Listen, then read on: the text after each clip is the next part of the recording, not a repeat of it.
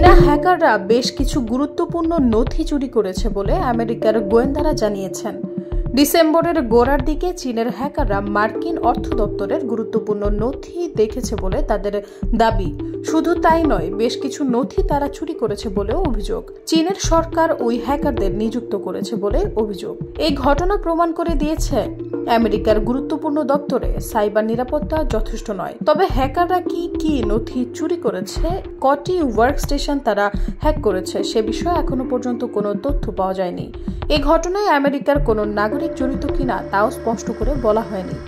জানানো হয়েছে একটি বিশেষ সফটওয়্যারের সাহায্যে অর্থ দপ্তরের কম্পিউটার হ্যাক করা হয়েছে। যে সফটওয়্যারের সাহায্যে এই কাজ করা হয়েছে তা চীনের সরকারের তৈরি। হ্যাকাররা এখনো মেশিনগুলো হ্যাক করে রেখেছে কিনা সে বিষয়ে কোনো তথ্য পাওয়া যায়নি। তবে এ নিয়ে FBI তদন্ত করছে বলে জানানো হয়েছে। গত কয়েক বছরে চীনের বিরুদ্ধে একাধিকবার হ্যাকিং এর অভিযোগ করেছে আমেরিকা। অভিযোগ বিভিন্ন সরকারি দপ্তরে হ্যাকারদের নিয়োগ করে চীন। এমন ঘটনা বারবার ঘটানো হয়েছে বলে দাবি দেশটির। যদিও আমেরিকার এই অভিযোগ সম্পূর্ণ উড়িয়ে দিয়েছে বেজিং। চীন জানিয়েছে সাইবার হানা বা হ্যাকিং এর মতো বিষয়কে তারা সমর্থন করে না। এর সঙ্গে চীনের কোনো সংযোগ নেই বলে জানিয়েছে তারা।